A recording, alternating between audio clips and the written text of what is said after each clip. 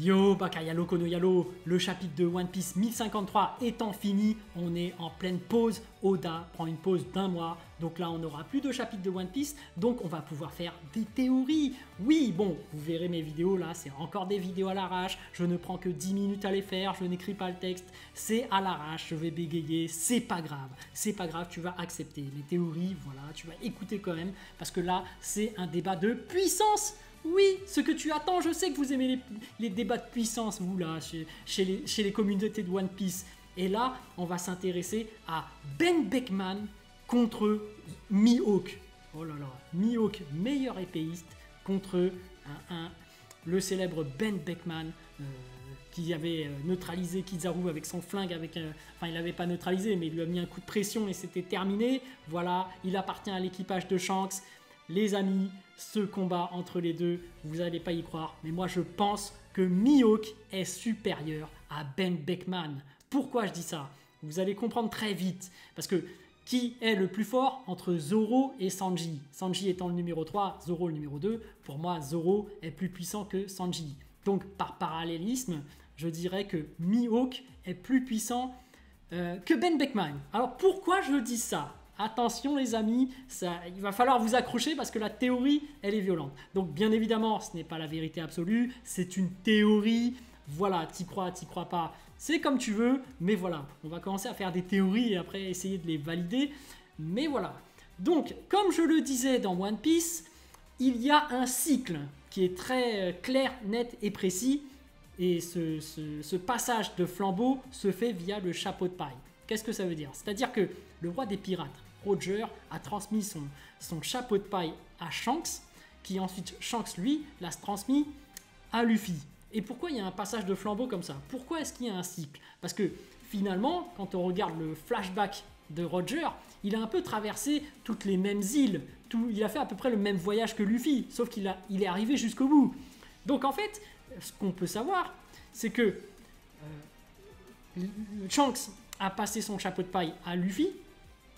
Et donc, quand il a passé le chapeau de paille à Luffy, on peut très clairement voir ce qu'on appelle une mise en abîme. Une figure de style qui dit que quand Shanks a passé son chapeau, il voyait en Luffy son propre passé, tu vois. Donc, et c'est pour ça que les aventures, finalement, c'est à peu près pareil. Parce que le One Piece, comme je le disais, c'est le voyage, c'est l'aventure, c'est le rêve de faire le tour du monde. Et c'est symbolisé par un seul objet physique, le chapeau de paille. Donc ça, c'était ma théorie, mais là, je continue parce que là, c'est vraiment de la théorie. Et donc, ce que je disais, c'est que comme tu as cette mise en abîme entre Shanks et Luffy, tu as vraiment un parallèle entre Shanks et Luffy et l'équipage de Shanks et l'équipage de Luffy. Et qu'est-ce que je veux dire par là? C'est que pourquoi est-ce que Mihawk accepte d'entraîner Zoro? Parce que normalement, tu n'entraînes pas quelqu'un qui veut te tuer. Et bien lui aussi, en fait, c'est une mise en abîme. C'est-à-dire qu'il voit en Zoro le Mihawk d'avant qu'il était. Donc c'est pour ça qu'il accepte de l'entraîner, pour qu'il progresse comme lui, il a progressé à l'époque. Et donc on a vraiment ce parallélisme entre l'équipage des chapeaux de paille et l'équipage de Shanks. Mais alors, vous me direz, mais attends, Ben Beckman, mais alors c'est qui son équivalent dans l'équipage de Luffy? C'est simple, qui est-ce qui fume dans l'équipage de Shanks? Le seul, c'est Ben Beckman. Celui qui est super intelligent et qui est quand même badass en mode sérieux, c'est Ben Beckman. Alors que dans l'équipage de Luffy, qui est le seul qui fume et qui est badass aussi quand il est en mode vénère, il arrive, c'est Sanji. C'est juste que voilà, comme on n'est pas à la première personne, on ne suit pas l'équipage de Shanks à la première personne, on voit les personnes en mode badass quand ils arrivent dans une situation conflictuelle, par exemple à Marineford. Tu vois que Shanks là, il est en mode vénère, tu vois que voilà, son équipage sont tous en mode vénère, ils sont pas là pour rire. Donc a priori, si tu ne suis que l'équipage de Luffy que dans les moments importants, tu vois, ils font pas de conneries, ils sont en mode badass, on va te fumer et tout. Donc c'est à peu près ça qu'on retrouve avec l'équipage de Shanks.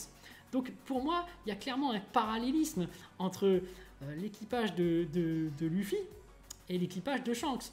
Notamment, tu verras, hein, tu as à peu près les mêmes caractéristiques pour tous les personnages. Hein. Par exemple, Usopp, c'est Yasop, tu vois. Chacun a son personnage correspondant.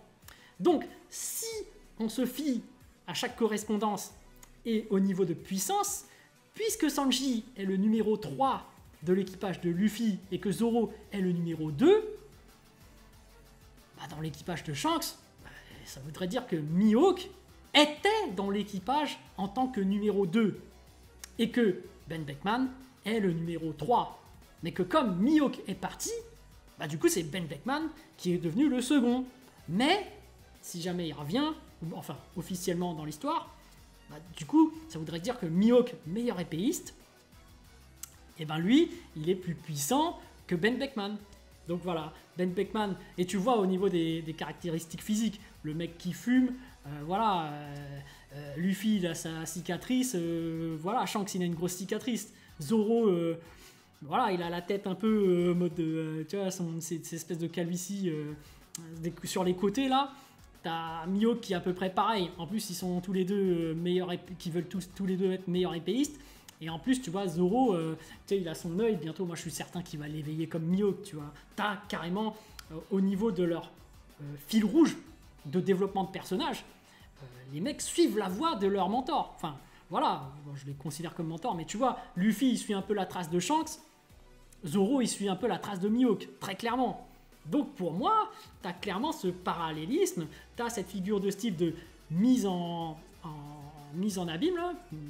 Et puis voilà, ce qui en conclut que, pour moi, voilà, tu vas trouver cette explication, tu prends comme tu veux, tu peux critiquer en commentaire, etc. Pas d'insultes, pas de menaces de mort, comme d'habitude, mais voilà, pour moi, Ben Beckman est moins puissant que Mihawk, et même que Mihawk était l'ancien second de Shanks. Donc voilà les amis, je vous laisse avec cette théorie, dites-moi ce que vous en pensez, mais voilà, en même temps j'ai lâché, comme d'habitude, vous le savez que j'aime bien dire que le One Piece c'est le chapeau de paille, parce que Oda est un génie, depuis le début il nous le met sous le nez, premier épisode, on l'a dans le générique, on l'a même dans le logo, le chapeau de paille pour moi, ça ne peut être que le One Piece, l'objet physique, c'est le chapeau de paille. Et d'ailleurs, la Toei Animation, la Shueisha, ils seront super contents d'en vendre à foison, puisque je suis certain qu'ils sont au courant déjà, là, ils préparent les ventes, tu vois. Donc même si Oda il dit non, mais en fait finalement j'ai peut-être envie de changer, non, nous on veut vendre nos chapeaux, fais gaffe, hein. Tu conserves ton idée. Enfin bref, voilà, ce n'est que de la théorie. Voilà, pour moi, Ben Beckman est moins puissant que Mihawk pour ces raisons-là. Allez, sur ce, ciao ciao.